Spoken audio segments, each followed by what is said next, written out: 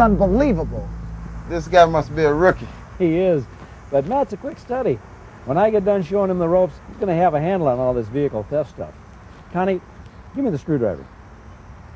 Check the shaft. Bent. And usually the shaft or the tip if they're busting locks. What about the other stuff? Here, let me show you. Guy carrying this stuff, he ain't going to visit his mama.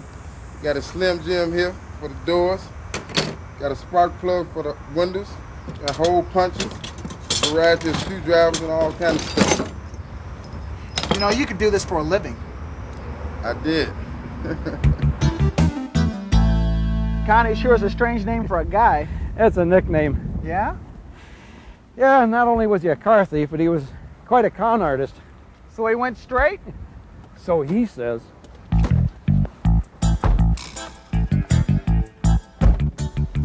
Yeah, the department uses Connie to train street cops.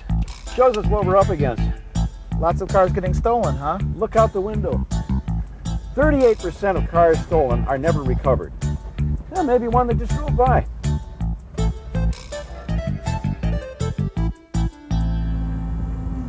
Public bin's gone. Oh, there's a surprise. Let's check the federal sticker. Good call, Matt. It's been peeled away. I'll have it towed to impound.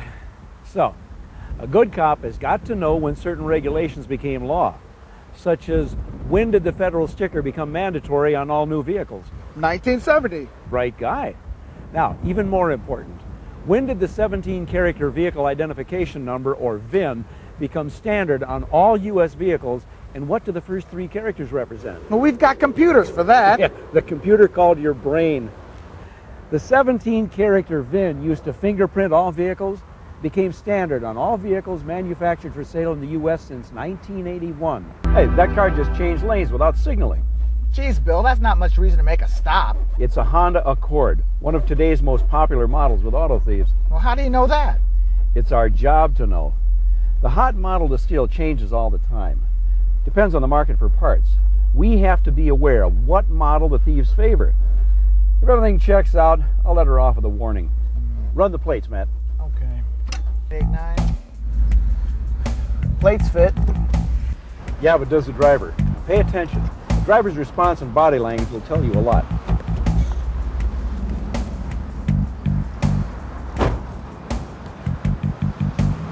Good afternoon, ma'am. Is this your car? Yeah, it sure is. Is there a problem? You didn't signal when you changed lanes. Can I see your driver's license and registration? Oh, back there? Yeah. There you go. Now, I'm going to let you off with a warning. You have turn signals. Use them. Okay, thank you. Have a good day. You too. You didn't even look at the public VIN. The registration matched the plates. She was harmless. What about the 38% that's never recovered? What about the Honda Accord? What if she owned a stolen car? You questioning my technique, Rook? Only NICB can cross-reference the derivatives to the full VIN. So now that the part has led us to the actual VIN, I can check our database, or NCIC, which keeps track of VINs reported stolen. Now, this information comes from NCIC and insurance companies reporting vehicles stolen.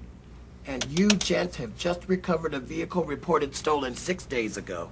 Reported? You mean the car might not be stolen? Now, someone might be running an insurance scam. Let's run this through NCIC and find out where this puppy was reported stolen. Also, let's make sure this vehicle gets reported as recovered.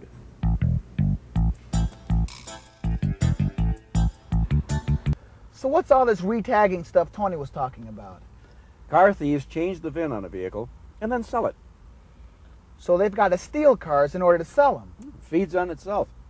So where do they get all the VINs for all the retags? Cemeteries. Cemeteries? You are so wet behind the ears, it's dripping on your shirt. All units, code green, north sector. Let's take that. Dump the coffee. Oh! You can see, getting VINs is not a problem. So they come here, they buy a salvage, and they take the VIN. NICB has information on a lot of vehicles that end up in salvage. That's why accessing NICB is a great way to work smarter, not harder. I've heard that some thieves can change the number on VINs. Yeah, some are real good at it. 3s to 8s, 1s to 7s, 4s to 9s. The production numbers, the last 6 of the VIN, those are the ones they like to change. Here's one with no VIN. Yeah, the saying goes, the Hulk dies, but the identity lives on to disguise a stolen vehicle.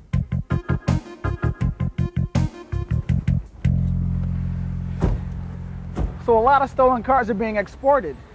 Yeah, organized theft rings find it's big business. Vehicles can be sold overseas for 3 times what they cost in the U.S. And rings also steal for parts, mostly older models, because that's where the money is. We ever get a chance to track these guys down? Us and Elliot Ness. You watch too much TV. You know, I don't know if I can remember how we got here. A good cop's got to know his beat. That's how you get a feel for what belongs, what doesn't. You looking for anything in particular? Car thieves are like moles. They like to do their work when nobody sees them, surfacing only to gather food, or in their case, cars. Very poetic. When you retire, you could write books, you know, be another Joseph Wambaugh. Behind that building. Look.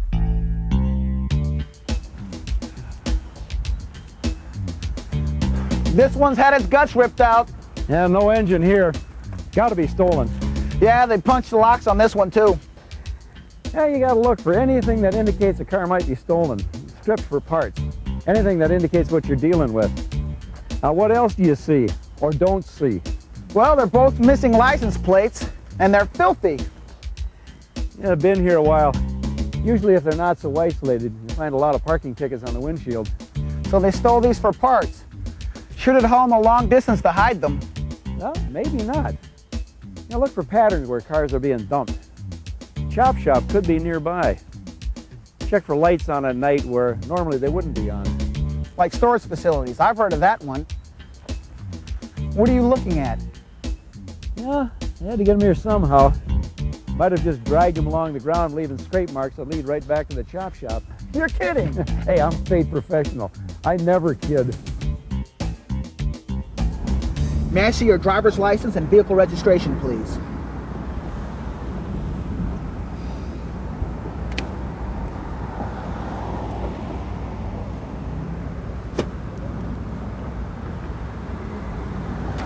I can't seem to find the registration anywhere. Do you know what year this car is? 88? Yeah, an 88. Do you know you have a broken taillight? No, I didn't. Stay in the car, please. The VIN number confirms the car is an 88. We ran the plates and they also show the correct make and model. So, what do you think? Well, the VIN plate is awful scratched.